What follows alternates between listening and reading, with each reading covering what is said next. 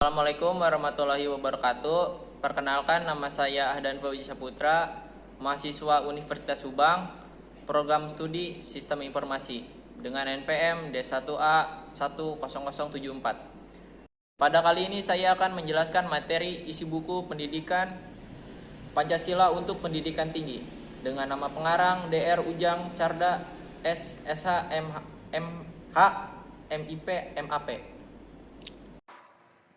Bab 1. Orientasi terhadap pendidikan Pancasila. Pada bab ini dijelaskan bahwa landasan pendidikan Pancasila terdiri dari landasan historis, landasan yudiris, landasan sosiologis, landasan filosofis, dan landasan kultural. Dengan adanya landasan-landasan tersebut, diharapkan tercapailah tujuan pendidikan Pancasila, baik tujuan nasional maupun tujuan penyelenggara pendidikan Pancasila di perguruan tinggi negeri. Di dalam tujuan yang lebih maksimal terhadap pula misi dan misi pendidikan Pancasila sebagai mata kuliah berdasarkan pada substansi kajian pendidikan Pancasila berdasarkan metodologi pembelajaran pendidikan Pancasila. Dibahas juga pembahasan yang harus dipenuhi, yaitu 4 syarat. Sifat ilmiah harus berobjektif, bermetode, bersistematik, bersifat universal, dan memiliki 4 sifat pengetahuan ilmiah Pancasila yang berdasarkan deskriptif, normatif, esensi, dan kasual. Bab 2. Memahami sejarah Pancasila sebagai lambang negara Indonesia. Pada bab ini, dengan memahami Pancasila sebagai lambang negara Indonesia dari putusan Mahkamah Konstitusi nomor 4/PPU-X/2012 memiliki dasar-dasar hukum yang kuat. Begitu kuatnya Pancasila dapat dijadikan berjaya sepanjang masa. Hal ini tidak hanya sekedar confirm and depend, namun Pancasila juga dijadikan identitas bangsa Indonesia, sehingga dapat membangun dan membangkitkan identitas yang terbius selama kolonialisme.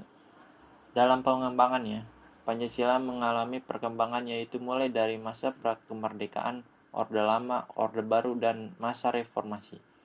Pancasila pun memiliki sejarahnya tersendiri dalam membuat lambang negara, baik dari pengertian, bentuk, penggunaan, serta larangan-larangan penggunaannya.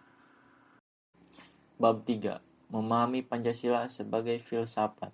Pada bab ini dijelaskan bahwa filsafat merupakan sekumpulan sikap dan kepercayaan terhadap kehidupan. Dari keseluruhan arti filsafat dikelompokkan menjadi 2, yaitu produk dan sebagai suatu proses susunan kesatuan sila-sila Pancasila yang bersifat organis dan susunan Pancasila yang bersifat hierarkis dan berbentuk piramida.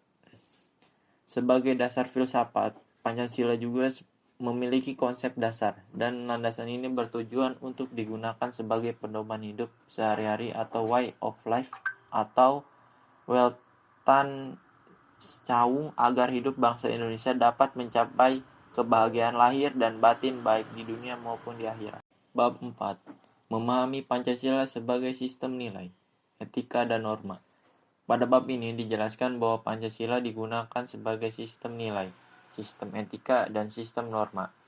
Pancasila sebagai sistem nilai, etika, dan norma merupakan cabang filsafat dari sila-sila.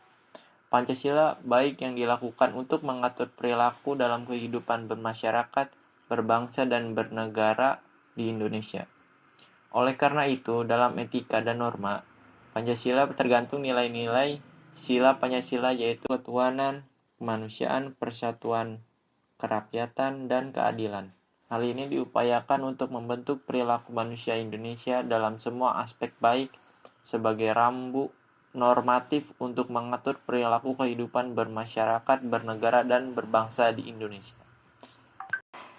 Bab 5. Memahami muatan sila-sila dalam Pancasila. Pada bab ini dijelaskan bahwa dalam memahami muatan sila-sila dalam Pancasila, kita harus berdasarkan hakikat nilai-nilai dan isi arti dari materi muatan sila-sila dalam Pancasila tersebut, serta refleksi nilai-nilai keislaman Pancasila. Hal ini yang dimana bertujuan karena sila-sila Pancasila memiliki nilai yang korelasi dengan agama yang ada di Indonesia. Bab 6. Memahami Pancasila sebagai ideologi bangsa dan bernegara. Pada bab ini dijelaskan bahwa dalam memahami Pancasila sebagai ideologi bangsa dan negara baik dalam pengertian makna kedudukan dan perbandingan ideologi Pancasila dengan ideologi lain serta memahami Pancasila yang berasal dari putusan MK nomor 100/PPUD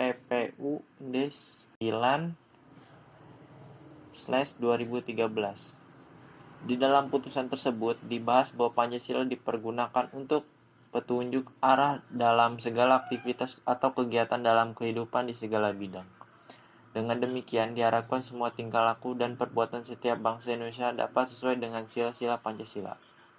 Bab 7. Memahami demokrasi Pancasila. Pada bab ini dijelaskan bahwa dalam memahami demokrasi Pancasila terdapat perkembangan dan konsepsi demokrasi di Indonesia. Konsep pemahaman demokrasi Pancasila ini berasal dari falsafah hidup negara Indonesia yaitu Pancasila. Demokrasi Pancasila sendiri merupakan demokrasi konstitusional dengan mekanisme kedaulatan rakyat dalam penyelenggaraan negaranya dan pemerintahan berdasarkan konstitusi yaitu UUD 1945 sebagai demokrasi Pancasila. Terikat dengan UUD 1945 dan pelaksanaannya harus sesuai dengan UUD 1945. Bab 8. Memahami hak dan kewajiban hak asasi manusia dalam Pancasila.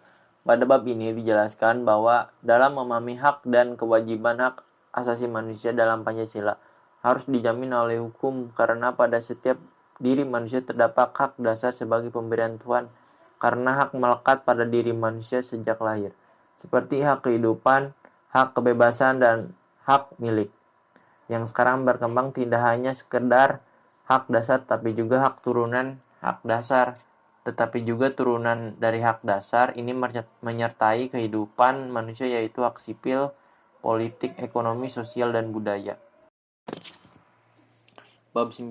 Memahami Pancasila dalam sistem ketatanegaraan Indonesia.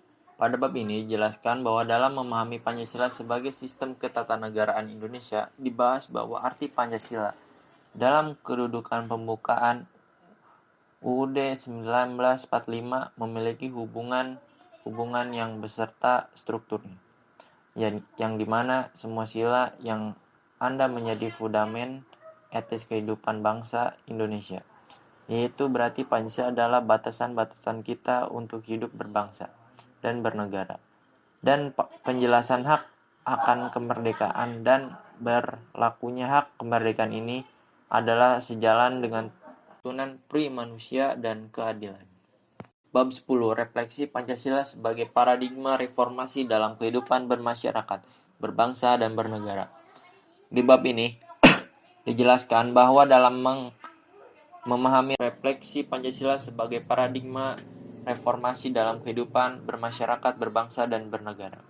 Di bab ini dijelaskan bahwa dalam memahami refleksi Pancasila sebagai paradigma reformasi dalam kehidupan bermasyarakat, berbangsa, dan bernegara, dijelaskan bahwa Pancasila digunakan sebagai paradigma pembangunan di era globalisasi, yang dimana digunakan dalam kehidupan bermasyarakat, berbangsa, dan bernegara.